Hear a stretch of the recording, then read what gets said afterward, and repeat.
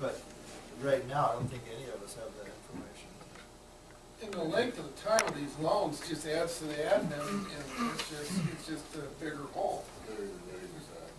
Okay, so that, I mean, if that's with the pleasure of the board, I mean, I think it's a worthwhile conversation to have, but we need to have those. That was the point of to bring to the board the risks of having this program and some of the liability of having it. And hopefully to address the negative fund balance of $450,000. I'd like to suggest that we readdress it in another couple of board meetings, but with a bit of more information to really. You have a speaker. And then, yeah, hi. Hi, my name is Lisa Medesty. I'm one of the ones that are looking for these loans. It's been 3.5 years that we've been going through this, and a ton of money that we've been spending in our own time, and to have reports after reports after reports since they were, they were obsolete after 6 months. We'd have to bring them up again. I have about 30 to 35 people a year that we employ. And without this, well, we're not going to have a business. If we have to start selling off our equipment, we're going to have to pay these bills off and we won't have it.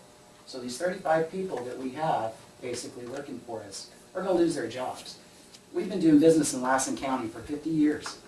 Yeah, my grandfather and my father started off a JIPO business. So we like to continue doing business in this county. But without this loan, it won't go through. And we won't either, and we'll lose these jobs. So I'd appreciate you guys looking at this and giving us an answer in somewhat of a timely period now that we've waited 3.5 years.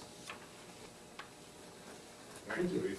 I mean, I think the loan committee meets tomorrow and it is their decision. You're right, you're right. I just wanted to put my 2 cents in I here. appreciate it. Thank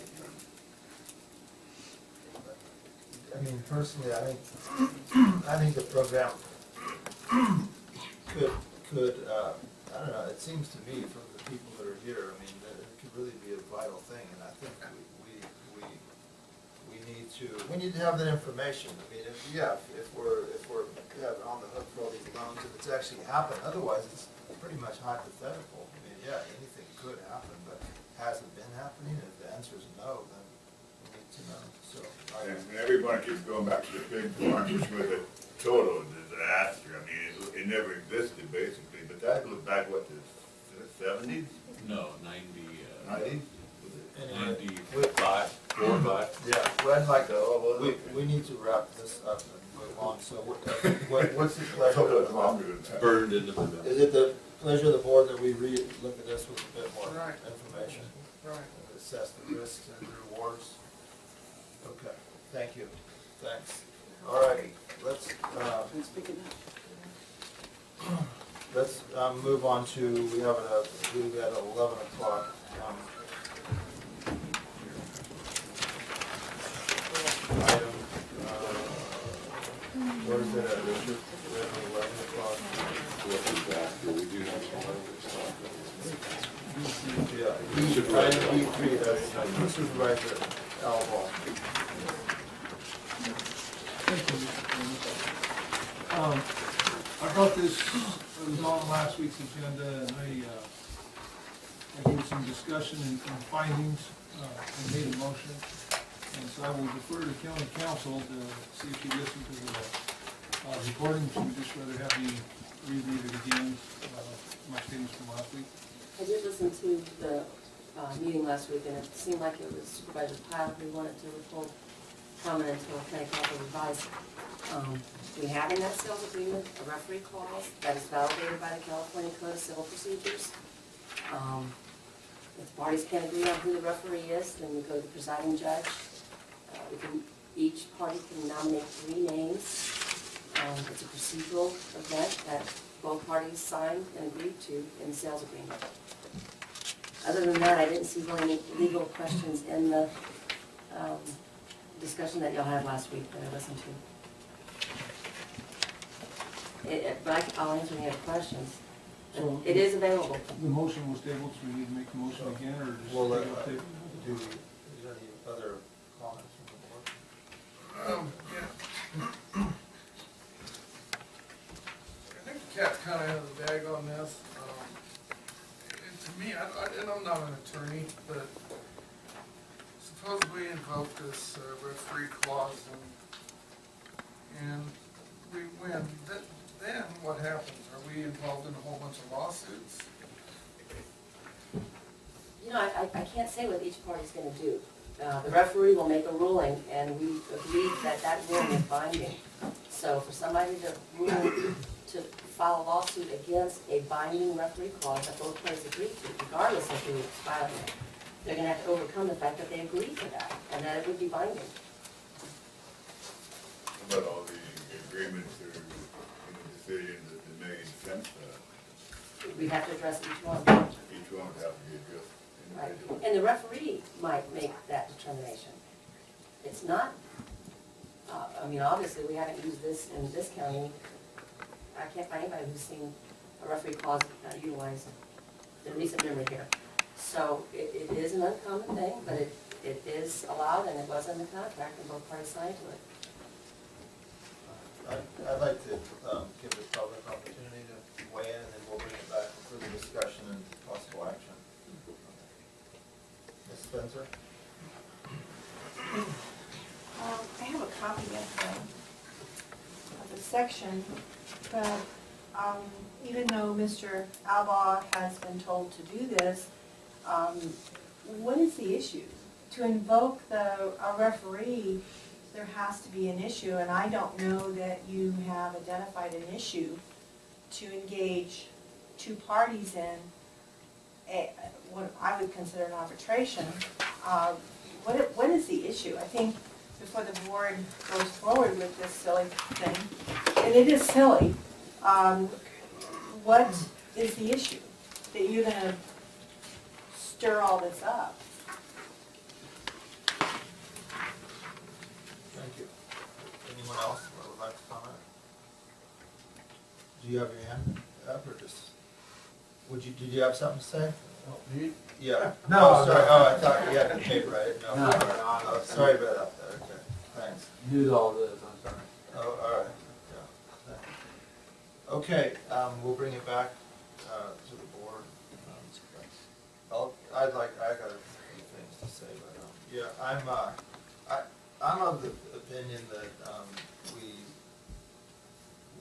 the clause does exist, and I mean, I made it aware that I didn't really believe in it. I personally believe that the people bought what we offer for sale. And as I've said before, I'll say again, it was a mistake. You know, we offered a parcel for sale that the board did not intend to sell. We made that very clear. But with that said, it was still on the RFP, and it was on everything, the title docs, the preliminary report, and it was sold. It was an error. And with that said, at the time, we discussed this at length, and we decided as a board not to invoke the referee clause.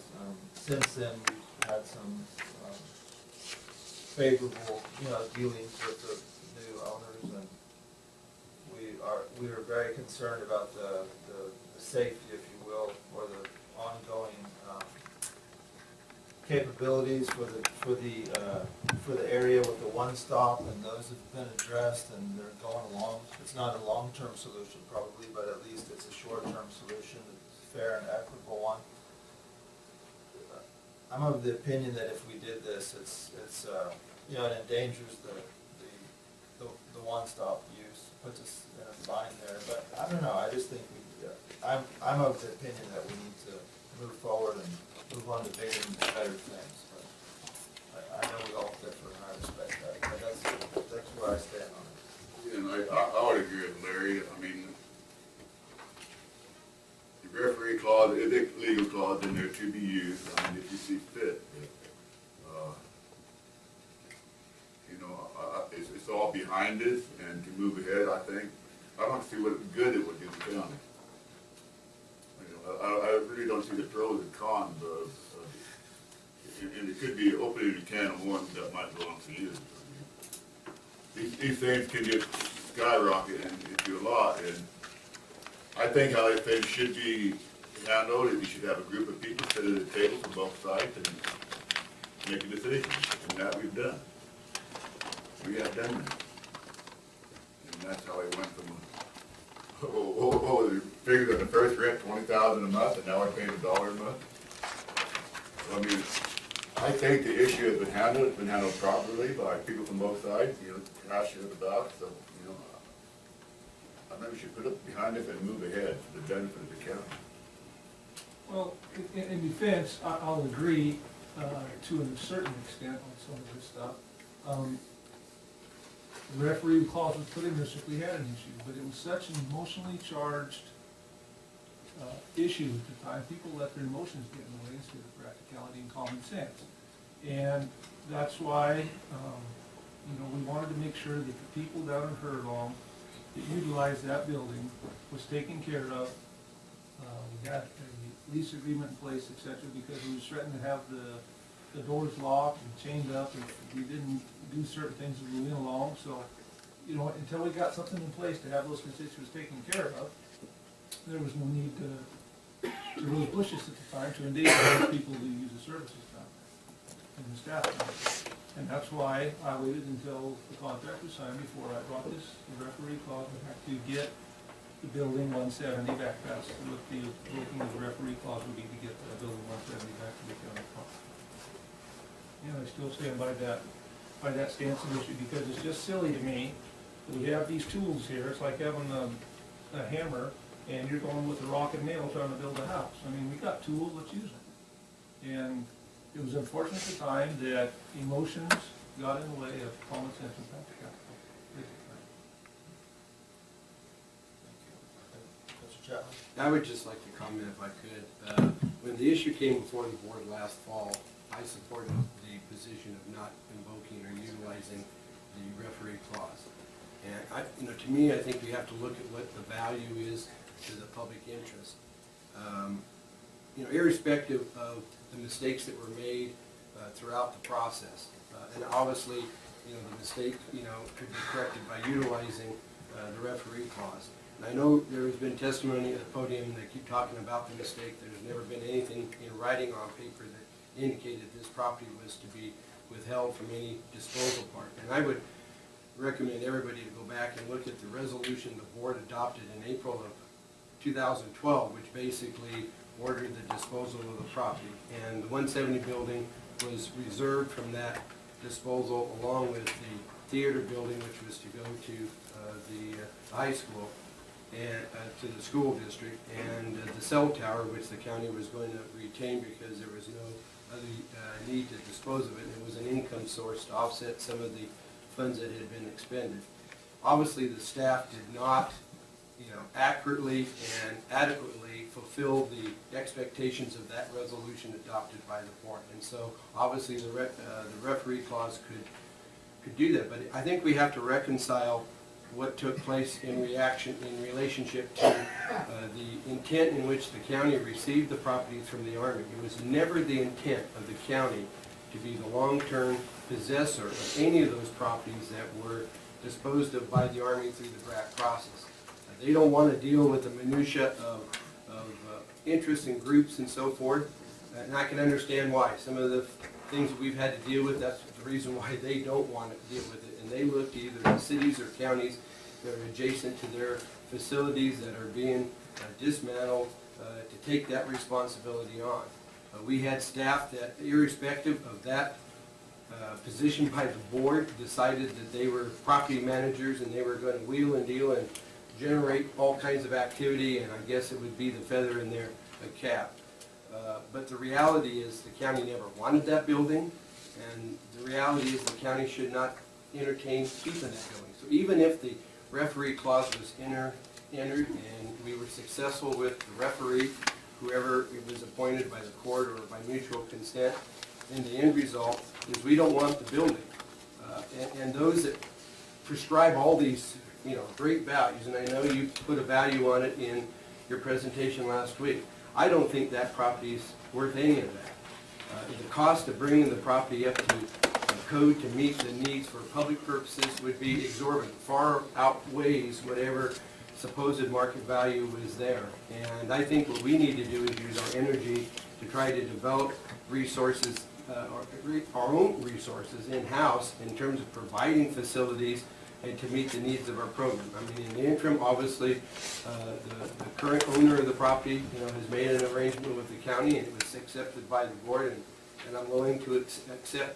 But it's the idea of going back through with this referee clause and, basically arm wrestle to get back a piece of property that if I had my druthers, I'd turn right around and try to dispose of. It makes no sense. And that's the reason why I wouldn't support the motion. I did make the second for the purposes of the discussion, but in terms of the vote last week as well as today, I would not be in favor of invoking and going in that direction. Thank you, Mr. Chapman. Okay, so, okay, I think I think the board is, well, it's pretty clear, but, I'll leave, We need to vote on the question that's on the floor, so let's. Oh, we have tabled it. Yeah, we tabled it, now comes Oh, off the table. That's what we're doing now, discussing it. Okay, I thought you had to restate the motion. So the motion stands, it was Right. seconded. Okay, so this, And I'd like to have us have a full vote on the motion. okay, Madam Clerk. Now, what is the motion now? To invoke the referee. Okay, okay. Invoke the referee clause to take back building 170 or D2, whichever, whatever you want to call it. Supervisor Chapman? I vote no on the motion. Supervisor Alba? Yes. Aye. Supervisor Pyle? No. Supervisor Hammond? No. And Chairman Lassen? No. All righty, thank you. Motion's defeated. Okay, let's move on to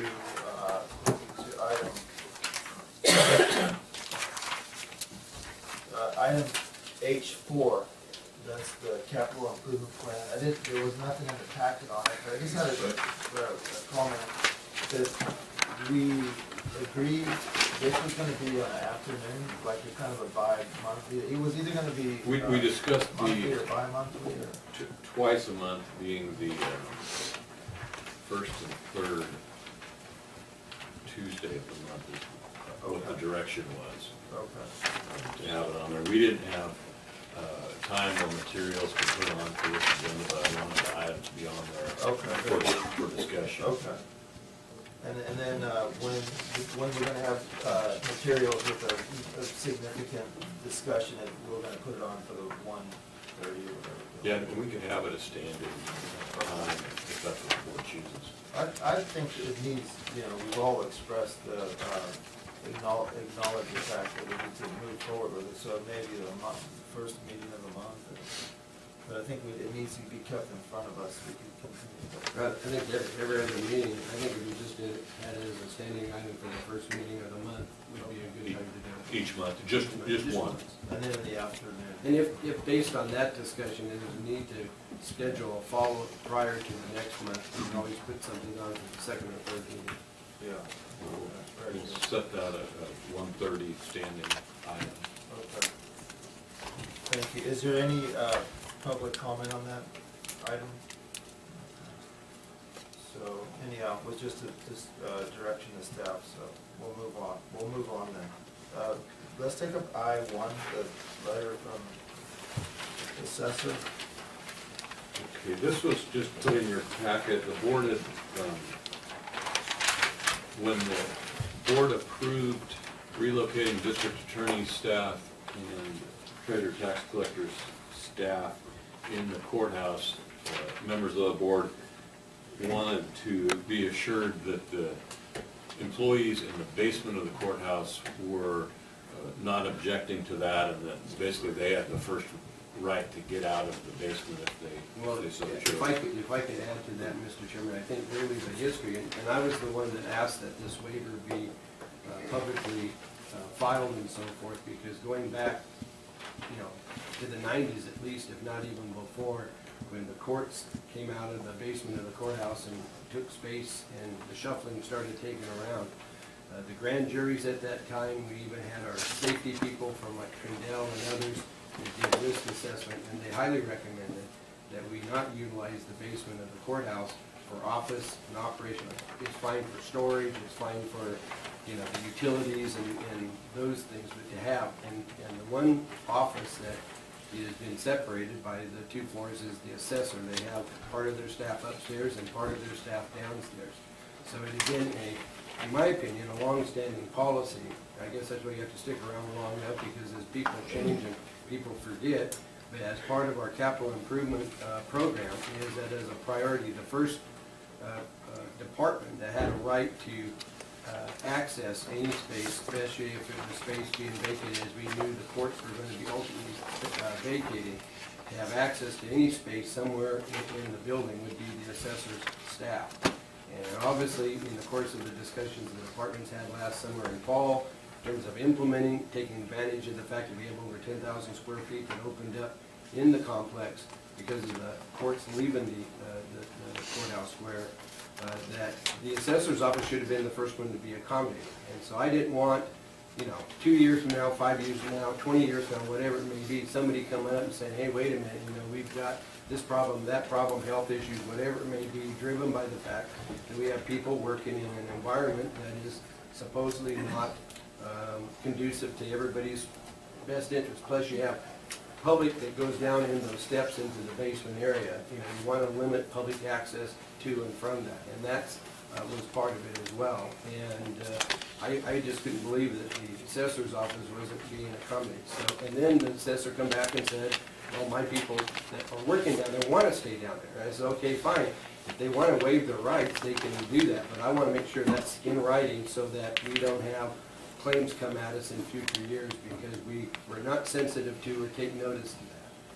So that was the issue why I brought it up at the time. And I appreciate this on the agenda, and if this is kept on file, hopefully it won't be lost. So in the future, if there are any issues that develop, we've made an effort, and as far as I'm concerned, they should be given first priority to the space in the upper floors of the courthouse. Thank you. Okay, it was just to receive, I'm sorry, go ahead, Spencer? Is there a health issue down there that we don't know about?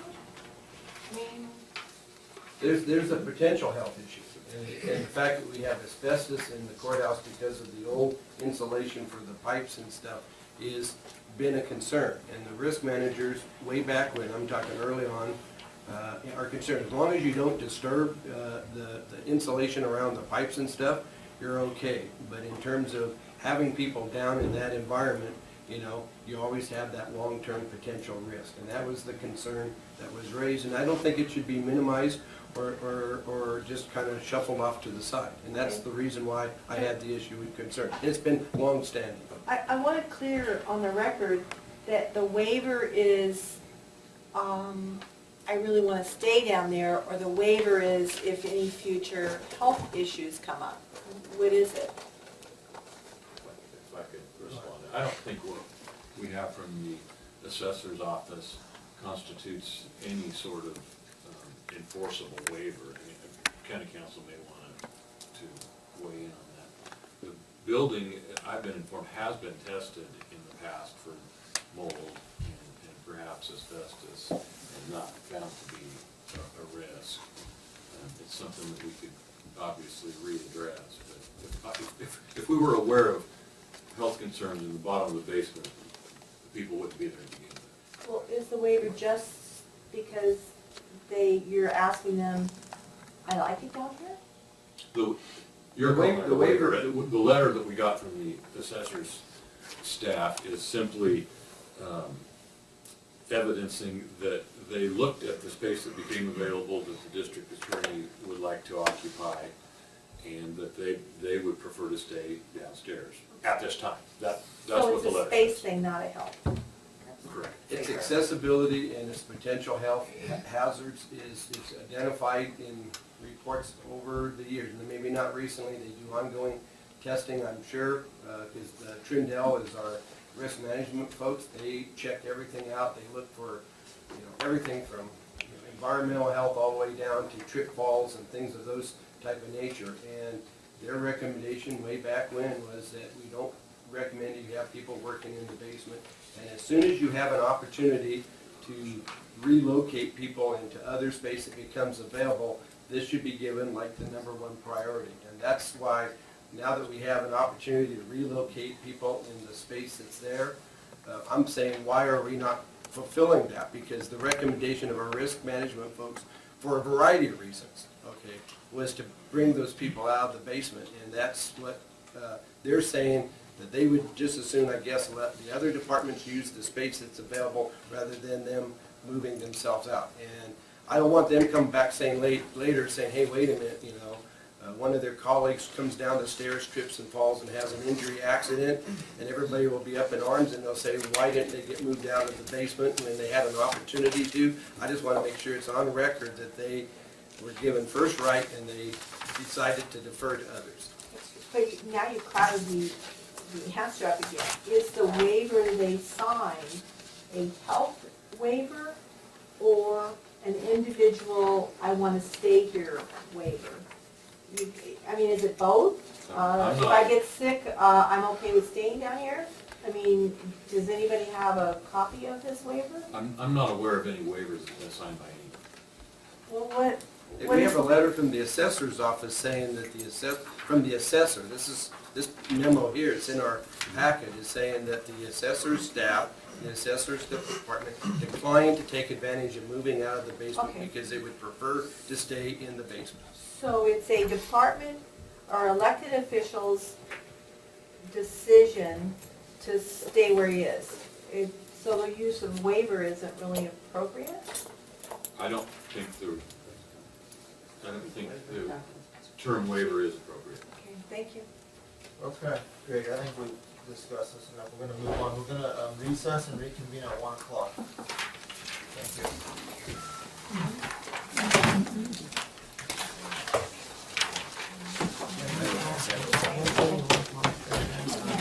Okay.